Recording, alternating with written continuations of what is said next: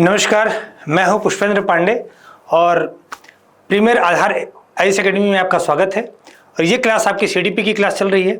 शिक्षक भर्ती की सारी क्लासेस शुरू हो गई हैं, ऑफलाइन में भी और ऑनलाइन में भी, क्योंकि शिक्षक भर्ती की वैकेंसी जैसे कि आपको पता है कि जल्दी ही रिलीज होने जा रही है, उनका परीक्षा वगैरह डेट भी आ गया है। तो अगर आप तैयारी करना चाहते हैं या ऑनलाइन मोड में या ऑफलाइन मोड में तैयारी करना चाहते हैं तो आपका स्वागत है। अगर आप ऑनलाइन मोड में भी तैयारी कर रहे होंगे तो हमारे पास लाइव क्लासेस और रिकॉर्डेड क्लासेस दोनों हैं विद एमसीक्यू। हम एमसीक्यू भी कराएंगे और नियमित टेस्ट पेपर भी कराएंगे।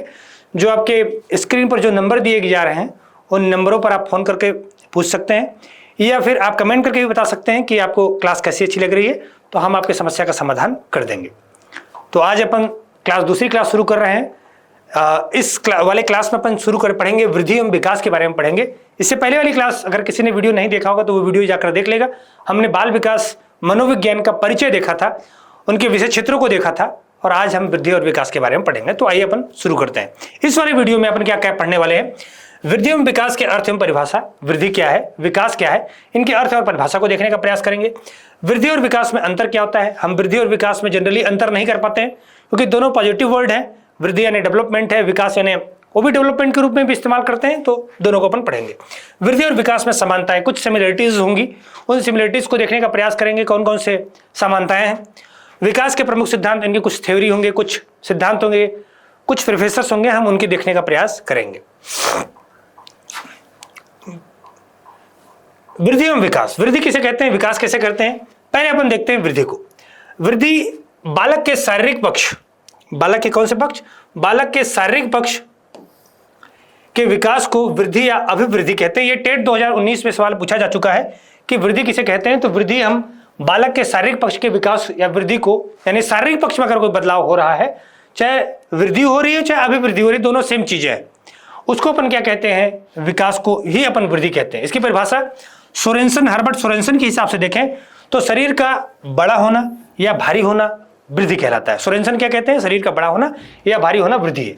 फ्रैंक के अनुसार शरीर के किसी विशेष पक्ष में परिवर्तन, विशेष पक्ष में परिवर्तन जैसे सिर का परिवर्तन, बॉडी का परिवर्तन, पेट या कमर का परिवर्तन, अगर जो है चेस्ट का परिवर्तन, अगर किसी भी तरह का परिवर्तन हो रहा है तो फ्रैंक के अनुसार शरीर में किसी भी तरह का विशेष पक्ष में परिवर्तन, विशेष पार्ट में परिवर्तन हो रहा है, हम उसको शारीरिक विकास यानी वृद्धि कह सकते हैं। दूसरा गैरिसन के अनुसार शरीर में अवस्थाओं में परिवर्तन के परिणाम के स्वरूप जो बदलाव आएगा, अवस्था के अनुसार जैसे वृद्धावस्था, बाल्यावस्था, उन अवस्थाओं में जो परिवर्तन हो रहे हैं, शारीरिक परिवर्तन जो हो रहे हैं, उन परिवर्तन के परिणाम को अपन क्या कहते हैं, जनरली वृद्धि कहते हैं। ठीक है। वृद्धि एवं विकास के प्रमाण कई लोगों ने, जैसे मेरिडिथ ने वृद्धि और विकास के परिणाम बताए, उनमें बताया कि आकार में परिवर्तन होता है। आकार में परिवर्तन मतलब वृद्धि उस चीज को कहेंगे या विकास उस चीज को कहेंगे कि अगर आकार में परिवर्तन होगा, आकार का बढ़ना या घटना दोनों, तो हम इसको क्या मान सकते हैं, परिवर्तन मान सकते हैं। संख्या के परिवर्तन, संख्या के परिवर्तन करने का मतलब है कि दो कोशिकाओं में परिवर्तन हो, दो कोशिकाओं टूटकर मसल ज्यादा बड़े हो जाते हैं, हड्डियों का जुड़ना या टूटना, दोनों स्थिति में, जैसे बाल्यावस्था में हड्डियों की जो बचपन में जो जब नवजात बालक होता है तो उसमें लगभग 300 हड्डियां होती है, बाद में जब वयस्क बन जाता है तो 206 हड्डियां हो जाती है, 206 हड्डियां हो जाती हैं। यानी उनमें परिवर्तन, अगर संख्या में परिवर्तन हो रहा है तो अपन मान सकते हैं कि क्या हो जाएगा, वो वृद्धि और विकास का परिणाम है। हड्डियों में परिवर्तन, जैसे मैंने अभी देखा, हड्डियों में संख्या में परिवर्तन अगर हो रहा हो, हड्डियों का मजबूत होना, वो भी परिवर्तन का एक उदाहरण है। हृदय यानी हार्ट, अतड़ियों एवं अन्य अंगों, अगर कोई भी अंग में कोई उनके एंगल में परिवर्तन हो रहा है, उनके कोण में परिवर्तन हो रहा है, आकार में परिवर्तन हो रहा है, भार में परिवर्तन हो रहा है, हम उसको वृद्धि मान सकते हैं। तुलनात्मक रूप से अंगों के आकार में परिवर्तन सिर की तुलना में, जैसे पैर का आकार, यानी पैर पर जब आप जन्म लेता है कोई बालक तो उसके सिर जो है पहले छोटा होता है, धीरे धीरे बढ़ना शुरू होता है, लेकिन जिस अनुपात में सिर बढ़ना शुरू होते हैं उसी अनुपात में पैर नहीं बढ़ते, पैर कुछ ज्यादा ही बढ़ते हैं, कमर से नीचे का जो क्षेत्र होगा वो ज्यादा ही बढ़ रहे होते हैं। तो उनमें अनुपातों में अगर परिवर्तन होगा, हम उसको क्या कह सकते हैं, वृद्धि कर सकते हैं। यानी ये 5 प्रमाण है वृद्धि के, हमारे पास 5 प्रमाण है। अगर आकार में परिवर्तन हो रहा है, अगर संख्या में परिवर्तन हो रहा है, अगर उसके प्रकार में परिवर्तन हो रहा है, स्थिति में परिवर्तन हो रहा है, या तुलनात्मक यानी अनुपातिक रूप से बदलाव हो रहा है, तो उस बदलाव को अपन क्या कह सकते हैं, वृद्धि कह सकते हैं। ठीक। अगला अपन देखते हैं कि जो वृद्धि और विकास का जो विकास है वो क्या है। अभी अपने वृद्धि देखा, विकास क्या है। तो विकास सभी प्रकार के परिवर्तन। अब ध्यान दीजिएगा, वृद्धि और विकास क्या है? वृद्धि केवल शारीरिक हुआ करता था। वृद्धि कैसा हुआ था? तो केवल शारीरिक से संबंधित था, बॉडी से संबंधित था, उनके आकार यानी मात्रात्मक आप कह सकते हो कि मात्रा में परिवर्तन हो रहा था। लेकिन विकास क्या है? विकास सभी प्रकार के परिवर्तन जिसमें कार्य क्षमता, कार्य कुशलता और व्यवहार में प्रगति या परिपक्वता वृद्धि यानी विकास है। यानी वो वाला परिवर्तन जिसमें कैसा होता हो, फिजिकल वाला भी परिवर्तन हो रहा हो और नॉन फिजिकल भी परिवर्तन हो रहा हो। यानी कि जो मात्रात्मक परिवर्तन भी हो रहे हो और गुणात्मक परिवर्तन भी हो रहे हो, उसको अपन क्या कह देते हैं? विकास कह देते हैं। यानी कि बॉडी में भी परिवर्तन और जो मतलब क्वांटिटी में भी परिवर्तन हो रहा हो और क्वालिटी में भी परिवर्तन हो रहा हो, उस परिवर्तन को अपन क्या कह देते हैं? विकास। अनेक वृद्धि प्रक्रियाओं का समाहित करने वाली श्रृंखलाबद्ध एवं एकीकृत परिवर्तन की प्रक्रिया विकास है। ध्यान दीजिएगा कि जो आपके जो सीडीपी का सिलेबस होता है, जनरली हमने शब्दों को वैसे ही शब्दों को रखा है जो परीक्षा में अक्सर पूछे जाते हैं, इसलिए आपको ये वाले जो शब्द होंगे वो काफी कठिन लग सकते हैं, मगर परीक्षाओं में इसी तरह के शब्द पूछे गए हैं, हिंदी माध्यम वाले भी और इंग्लिश माध्यम में भी, तो आपको ध्यान रखना है। इसीलिए हमने एक कठिन शब्दों का इस्तेमाल किया है कि अनेक वृद्धि प्रक्रियाओं, वृद्धि की अनेक प्रक्रिया यानी अनेक प्रक्रिया हो सकती है, उनको समाहित करने वाले यानी डालने वाली, श्रृंखलाबद्ध यानी क्रमबद्ध यानी सीक्वेंस में, एकीकृत परिवर्तन मतलब उनका कंपाइल जो चेंजेस हो रहे होंगे, उन प्रक्रियाओं को अपन क्या कहते हैं? विकास कहते हैं। विकास की कई प्रक्रिया होती है। पहला विकास की प्रक्रिया सार्वभौमिक प्रक्रिया है। यानी सार्वभौमिक प्रक्रिया यानी विकास होकर ही रहेगा, आप विकास को रोक नहीं सकते हो। गर्भावस्था से लेकर मृत्यु उपरांत तक ये जो परिवर्तन होंगे ये होकर ही रहेगी, चाहे आप कहीं भी चले जाइए, किसी भी स्थान पर चले जाइए, परिवर्तन होकर ही रहेगा। इसलिए ये यूनिवर्सल ट्रुथ है, होकर ही रहेगा। मात्रात्मक और गुणात्मक परिवर्तन पहले भी हमने पिछली वाली क्लास में भी देखा है कि अगर क्वालिटी में परिवर्तन हो रहा है, क्वांटिटी में परिवर्तन हो रहा है, विकास दोनों प्रकार का होगा। यानी क्वांटिटी में भी परिवर्तन होता है और क्वालिटी में भी परिवर्तन होता है। भौतिक और अभौतिक, भौतिक का मतलब होता है फिजिकल और नॉन फिजिकल। भौतिक, फिजिकल का मतलब होता है भौतिक और नॉन फिजिकल मतलब फिजिक्स वहीं से बना हुआ है। अब जो फिजिकल नहीं हो, नॉन फिजिकल जो रहेगा, तो भौतिक यानी जो शारीरिक परिवर्तन है एक प्रकार का भौतिक परिवर्तन है, लेकिन विचारों में जो परिवर्तन हो रहा है, गुणों में जो परिवर्तन हो रहा है, वो अभौतिक परिवर्तन है। विकास में दोनों शामिल हो जाते हैं, भौतिक भी यानी फिजिकल भी और नॉन फिजिकल भी। बहुआयामी प्रक्रिया और निश्चित पद्धति होती है विकास की। बहुआयामी प्रक्रिया का मतलब होता है बहुत सारे डायमेंशंस है इसके, अनेक अनेक विधियों द्वारा होती है विकास, अनेक अनेक प्रक्रियाओं द्वारा होती है और निश्चित पद्धति होती है। लेकिन विकास की एक निश्चित पद्धति होगी, इसमें क्रमबद्धता होगा, विकास अचानक नहीं हो जाएगा। फिर सरल से जटिल क्यों ले, टेट 2022 में क्वेश्चन पूछा हुआ था कि ये जो विकास होता है वो कैसा होता है? सरल से जटिल। पहले जो विकास होंगे सरल सरल विकास होगा, जैसे सरल विकास, मस्तिष्क का विकास, रक्त धमनियों का विकास।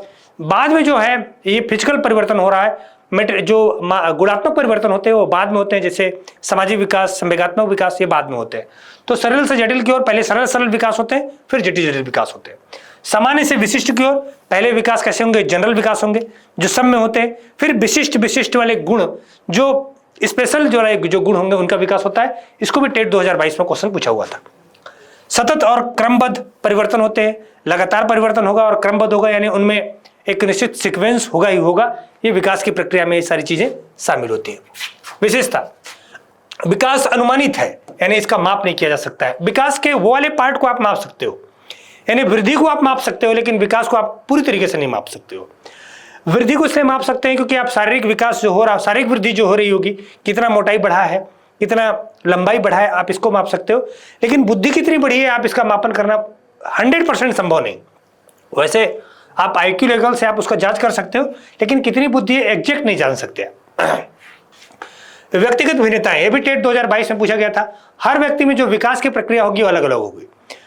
वृद्धि की प्रक्रिया हर व्यक्ति में नहीं होगी। सबका जो बॉडी होगा वो पैर नीचे की ओर बढ़ेगा, सिर से ऊपर की ओर सिर बढ़ेगा, सब में 206 हड्डियां ही होंगी, सब में मसल होंगे, कम या ज्यादा हो सकता है, उसका मापन संभव है। लेकिन व्यक्ति में भिन्नता होती है। विचार प्रणाली में हर व्यक्ति अलग अलग तरीके से विचार अलग अलग करेगा। असमान दर, जो वृद्धि करने का जो तरीका है वो दर अलग है।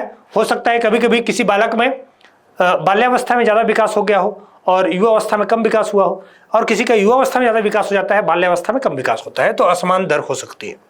निरंतरता एवं सतत प्रक्रिया, ये भी टेट 2017 में और 2022 में क्वेश्चन पूछा हुआ है। निरंतरता का मतलब है कंटिन्यूटी, इसमें कंटिन्यूटी रहेगी ही रही, एक निश्चित कंटिन्यूटी में रहता है। और सतत प्रक्रिया का मतलब होता है कि ये लगातार चलती रहती है, पता नहीं चलेगा लेकिन हो रही है। जैसे आज से 10 साल पहले आपका जो बुद्धि का विकास हुआ होगा, शारीरिक विकास होगा, आपको पता नहीं चल रहा है कि विकास हुआ है, लेकिन हो रहा है, कुछ ना कुछ परिवर्तन हो रहा है। संशोधन संभव है, यानी परिवर्तनीय संशोधन संभव माध्यम है किसके माध्यम से? टीचर के माध्यम से।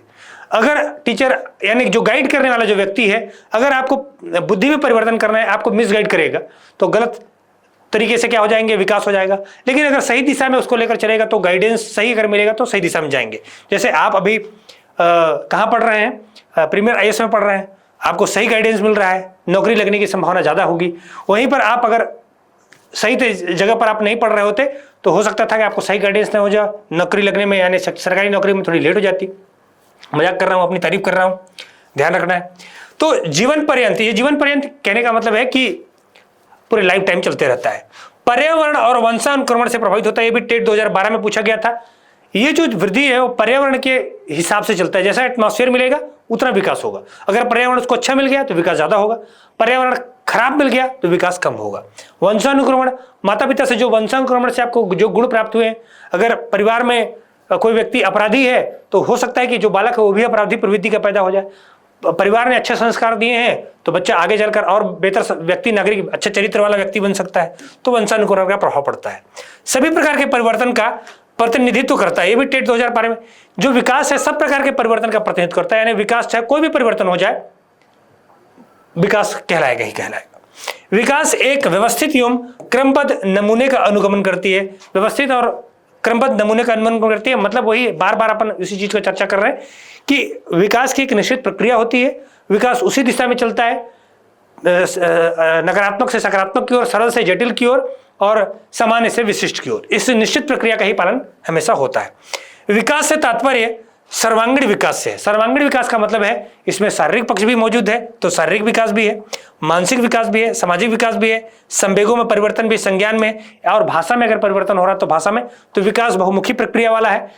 एक जीवन में जो जो चीजें की जरूरत होती है, बालक के विकास की जो भी प्रक्रियाएं होंगी, भाषा, संवेग, यानी आपका, तो सारी चीजों का विकास एक कैसा होगा? वो सर्वांगीण विकास के बारे में जो बात करते हैं वो सर्वांगीण विकास है। जबकि वृद्धि केवल शारीरिक वाला पार्ट है, लेकिन जो विकास है वो केवल शारीरिक और यानी मात्रात्मक भी हो सकता है और शारीरिक भी हो सकता है। विकास के रूप कौन कौन से रूप होंगे? विकास के रूपों में अगर आप देखें तो विकास के आकार में परिवर्तन, आकार में परिवर्तन आप देख ही रहे हो। मैंने बताया कि विकास में परिवर्तन होता है तो बॉडी में भी परिवर्तन होगा, तो आकार में परिवर्तन होगा, आकार में, भार में, आयु के साथ इनमें परिवर्तन हो रहा है। दूसरा अनुपात में परिवर्तन, जैसे विचार में परिवर्तन है, परिपक्वता समय अनुसार होगा। शैशवावस्था में स्व केंद्रित होता है, हर समय में व्यक्ति का जो विचार होगा, जो व्यवहार करने का तरीका होगा अलग अलग होगा। जैसे शैशवावस्था में स्व केंद्रित होता है, बालक जब शैशवावस्था में होता है तो अपने बारे में सोचता है, अपनी भूख, अपनी नींद, अपने जो सुविधाएं होती हैं उनके बारे में, सिर्फ अगर उसको खाना नहीं मिला रोना शुरू कर दिया। उससे उसको मतलब नहीं है कि घर वाले क्या कर रहे हैं, माता पिता सोए हैं कि नहीं सोए हैं, माता पिता तकलीफ में है कि नहीं है, उससे कोई फर्क नहीं पड़ता है।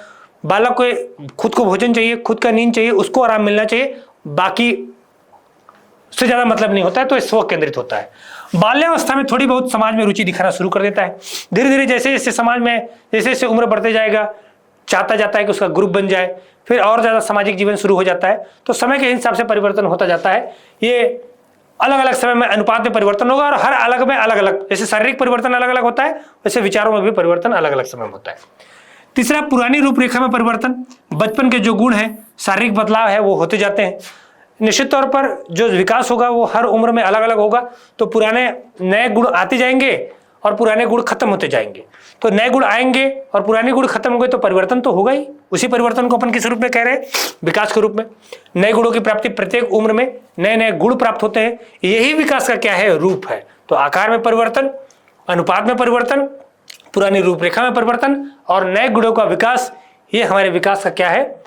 मूल रूप से विकास की प्रक्रियाएं हैं, विकास का जो है रूप है। ठीक, इनमें अंतर क्या होता है? वृद्धि और विकास में मूल अंतर क्या होता है? वैसे तो अपन चर्चा कर लिए, लेकिन यहां पर अपन देख लेते हैं। विकास, जो वृद्धि होता है वो मात्रात्मक होती है, जबकि जो विकास होता है वो गुणात्मक और मात्रात्मक दोनों होता है। मात्रात्मक कहने का मतलब है केवल क्वांटिटी में परिवर्तन वृद्धि कहलाएगा, लेकिन क्वालिटी और क्वांटिटी में दोनों में परिवर्तन अगर हो रहा है तो आपका क्या कहलाएगा? विकास कहलाएगा। वृद्धि एक संकीर्ण अवधारणा है क्योंकि केवल शारीरिक पक्ष यानी क्वांटिटी की बात करता है, तो एक ऐसी अवधारणा है केवल भौतिक परिवर्तन, केवल फिजिकल परिवर्तन पर ही विचार करता है, लेकिन जो विकास है वो व्यापक अवधारणा है, ये भौतिक और भौतिक दोनों माध्यम में विचार करता है। यानी जो अगर शारीरिक परिवर्तन होगा तो भी हम विकास कर सकते हैं, और अगर मतलब फिजिकल नॉन फिजिकल भी है, जैसे विचार है, भावना है, संवेग है, संज्ञान है, तो यहाँ पर हम उसको नॉन फिजिकल में दोनों पर, तो इसलिए वो व्यापक अवधारणा है, बड़ी अवधारणा है। जो वृद्धि है वो निश्चित आयु में होता है, यानी आप जब अगर 25-26 साल के होंगे आप, तो 25-26 साल से अधिक उम्र में आपका शारीरिक विकास लगभग अवरुद्ध होगा। जितनी आकार है, जितना लंबाई है, जितने दांत हैं वो लगभग विकास हो चुका है, जितनी हड्डियां हैं वो उतने विकास हो चुके हैं। लेकिन जो विकास है वो कैसा होगा? आजीवन और शारीरिक परिवर्तन जो निश्चित निरंतर चलते रहेगा, उम्र भर चलता जाएगा, तो विकास जीवन भर चलता है, लेकिन जो वृद्धि है वो केवल निश्चित उम्र तक होती है। वृद्धि का माप करना संभव है, आप शारीरिक वृद्धि को माप सकते हो, हड्डियों की संख्या को नाप सकते हो, दांत के जो कितने नंबर्स हैं उनको, संख्याओं को नाप सकते हो, लेकिन इनका विकास का मापन करना संभव नहीं है। विकास का वो वाला पार्ट जो शारीरिक वाला पार्ट है, जो फिजिकल वाला पार्ट है, आप वहां पर माप सकते हो, लेकिन जो नॉन फिजिकल वाला पार्ट है आप उसको मापन नहीं कर सकते। शारीरिक परिवर्तन ये केवल शारीरिक परिवर्तन थे, ये शरीर के साथ साथ मानसिक, सामाजिक, संवेग, संज्ञान, ये सारी चीजों पर इसमें क्या है, शामिल है। ये प्रत्यक्ष और मूर्त परिवर्तन होता है। प्रत्यक्ष का मतलब होता है डायरेक्ट, जो परिवर्तन दिखेगा वो डायरेक्ट रूप से आपको दिख रहा है, और मूर्त का मतलब है आप फिजिकल रूप में आप उसको देख पा रहे हैं। लेकिन जो विकास होता है वो प्रत्यक्ष होता है, मतलब प्रत्यक्ष और अप्रत्यक्ष दोनों हो सकता है। यानी शारीरिक वाला जो पार्ट होगा वो प्रत्यक्ष हो जाएगा, और जो नॉन फिजिकल वाला जो पार्ट होगा वो अप्रत्यक्ष हो जाएगा, जैसे विचारों में परिवर्तन, भावनाओं में परिवर्तन। इसमें रचनात्मक परिवर्तन होता है, कुछ क्रिएट होता है, कुछ बनता है, जैसे मसल बनाया तो बन गया, लेकिन इसमें रचनात्मक और विनाशात्मक दोनों, यानी स्मृति का होना और स्मृति का खराब लोप हो जाना, यानी विलुप्त हो जाना, याददाश्त को गायब हो जाना, ये भी परिवर्तन कहलाएगा। तो इसमें रचनात्मक यानी कुछ क्रिएट ही होता है, कम नहीं होता है, और जो इसमें जो है क्रिएट भी होता है और समाप्त भी होता है, तो दोनों प्रकार के परिवर्तन माने जा सकते हैं। ये आपका अंतर हो गया। समानताएं, कुछ ना कुछ समानताएं होंगी विकास में, जैसे अभी हमने अंतर देखा वैसे कुछ समानताएं होती है। दोनों के समान आयाम है और क्षेत्र है। आयाम कहने का मतलब है दोनों बालक या मानव समाज का ही अध्ययन करते हैं, मानव सभ्यान के बिहेवियर का ही अध्ययन करते हैं, मानव समाज का ही अध्ययन करते हैं। हम किसी पशु समाज का अध्ययन नहीं करते हैं, बंदरों पर, चींटियों पर हम इसका अध्ययन नहीं करेंगे। तो इसमें समानता यह है कि हम एक ही क्षेत्र में अध्ययन कर रहे हैं। दूसरा, दोनों समन्वय का सिद्धांत है, दोनों एक दूसरे को कोऑर्डिनेट करते हैं। वृद्धि और विकास अपोजिट नहीं है, बल्कि दोनों कोऑर्डिनेट करते हैं, एक दूसरे को दोनों को कोऑर्डिनेट करते हैं, इसलिए हम इसका अध्ययन सही तरीके से कर पाते हैं।